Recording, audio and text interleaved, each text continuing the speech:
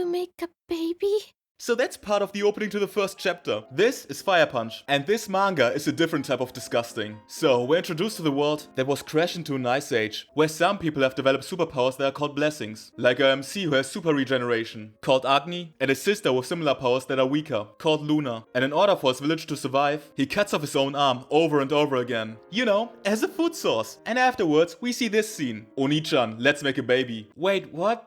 That's not what siblings do. So, in less than one chapter we have cannibalism and incest. Yeah, this seems like a perfectly normal story. This world is no joke. It's incredibly messed up. And people will go to extreme lengths to survive. Following that, his entire village gets burned down by this guy, called Doma, who has flames that will never extinguish until the subject is burned to death. Man, get out of here with a bootleg Amaterasu. Well, and Doma's reason for burning down the village is that they're cannibals. Which, you know, that's fair. But Agni, the MC, can't die, because of how powerful his regeneration is. But he then realizes that he can resist his regeneration. So he thinks about dying, and how it would free him from all the agony and suffering. Not only caused by the flames, but also the world itself. But he then sees his sister also writhing in pain. And the last thing she tells him before dying is to live. 1 year goes by and all he can do is squirm in pain. After 5 years he can finally walk around again. And after 8 years he's regained complete function over his body again. And the first thing he does is to form a fist of flames.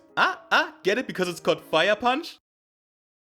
Whatever, fuck you, I'm never making a joke again. And from then on, his motive for living becomes killing Doma as brutally as possible. That's the premise. So, what do I mean when I say vilest? I'm talking about how depraved humanity becomes in this world filled with pure hopelessness. Nah, scrap that. It simply reveals the most messed up parts of humanity that have always existed. But the way it shows that is kinda odd. Take this. 2 important side characters get kidnapped by this doctor with a blessing to heal others. And what does he tell them? Yo, you like dogs, right? Have sex with my dogs. What the fuck? It's just weird. Now let's talk about Togata. He wants to film a movie about Fire Punch, our main character, cause all his other movies were burned down. Well, after Agni gets literally cut into pieces, Togata follows the guys who did that to him, kills them all and frees Agni. We then see a panel of Togata playing with the severed head of this girl, who Agni thinks is his sister revived but is actually one of the people trying to kill him. And Agni tries to get the head back from Togata while he splashes water at him. Now where have I seen this before?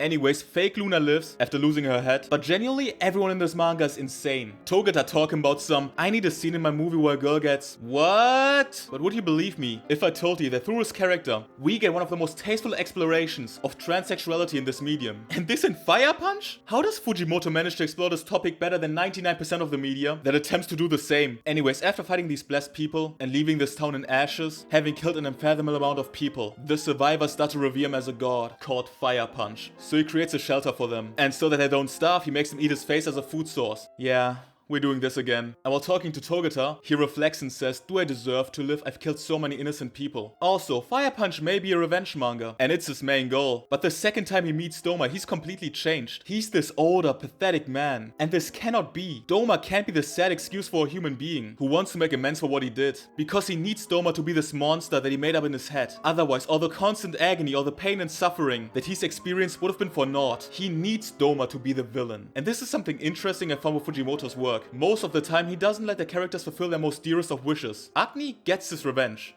Just not on his terms. Because when Agni's on his way to get his revenge on Doma, he realizes that Doma has built a life for himself. He has saved a bunch of children that consider him family now. And he even has his own real kids. So they talk. And it's revealed that he thought that one of the actors in the movies he's watched was a real god. And in the past he had based his whole ideology off that. Now he thinks that whoever lacks in education also loses the ability to move forward. He confronts Agni with the countless deaths he's caused. That just as much as him, he also stands atop a mountain of corpses. His blind rage being to blame for that. When Togata realizes that he was the one that burned down his movies, he tells him to burn his dick and ass off. You know what? Reasonable crash out. When the children Doma took in come to defend him, he starts to beg for forgiveness. Seeing that, Agni turns back, saying that he can't kill him anymore. He says he's satisfied if this is the ending to his revenge. So he leaves. And the panels that follow evoked an emotion inside me that is still utterly indescribable to me. So just watch.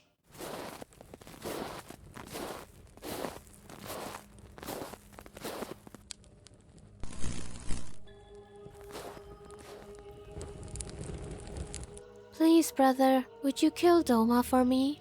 No, Doma's already repenting. So, no. He's just pretending to repent. Pretending?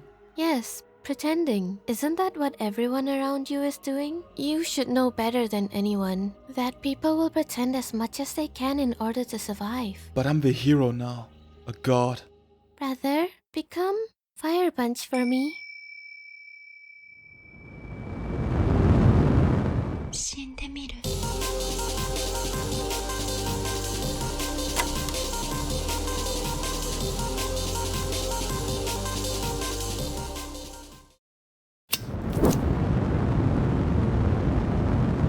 having impaled Doma. He just realizes what he's done, and his actions even leave Togata in shock. He just got his revenge. Then, following the last surviving kid, looking like Luna, he stands atop a frozen lake and says to Togata, I wasn't the hero or the protagonist. I was the villain, wasn't I? How many have I killed? I got conceited. Called myself a god, the protagonist, the savior, just cause I saved a few. I should have died with Luna. And the ice breaks. Togata saves him by jumping into the water and holding Agni while getting burned. After pulling him out, he thinks about his last words, saying something theatrical like mom, but then glances towards Agni, who plans on dying alongside him. So he decides on something and says, live. Constantly in the manga, Agni is reminded that he needs to live. In the face of adversity, in the face of overwhelming hopelessness. He has to. Anyways, after that, the girl Agni thought was a sister kinda turns into a tree so the world can be warm again. Because this thing wants to watch Star Wars 9. Yeah, that makes sense. But Agni really wants to die, so he punches the tree and punches fake Luna out of the tree.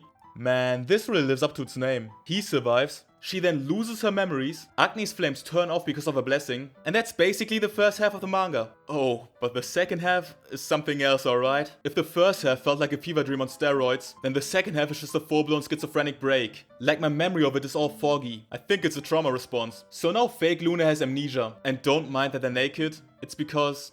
plot. So she's mentally regressed back to being a child and asks him who she is. And he lets the name Luna slip and calls himself her big brother. They find shelter and he asks her over and over again if she's Luna. And then when she says yes, we see him making this face. This is Agni's lowest point. In context of the story, this is him casting aside all his morals. From then on, he acts completely different. He'll do whatever he needs to get what he wants. He's effectively lost his mind. He can now lie like it's nothing. But he himself is aware of that. So after being shot, he wants to die. But is always called back by this one word, live. This is the significance of the face he's making. This face, this panel is one of the most important moments in Fire Punch, as it's indicative of a shift inside Agni. It's his breaking point, but it also looks fucking stupid. Like, this is one of the dumbest expressions I've ever seen in my life. Well, anyways, afterwards he starts living with these guys. This is actually Doma's child, and she asks him to kill Fire Punch. And from then on he tries to die multiple times, but is either saved by fake Luna or reminded of real Luna, telling him to live. 10 years go by, and bro starts sleeping with fake Luna. Fake Luna gets taken away. Agni is lit on fire again by the kid of Doma's kid and becomes Fire Punch once more and goes to get fake Luna back. Fake Luna regains her memories, embraces Agni and tells him to be who he wants to be and to live. Fake Luna then explodes his fucking head and a new Agni with a new body emerges. So old Agni is pretty much dead. She turns into a tree, resets the world, 80-year time skip happens. He watches Togata's movie about himself, but he doesn't know that though, and subconsciously makes a fist because Fire Punch. Anyways, the earth fucking explodes. Agni drifts in space for millions and millions and millions and millions of years, until one day he reunites with fake Luna, who's also forgotten everything now. They embrace and they both die. End of the story. So what did I just read? Okay, I have no idea how to segue from that.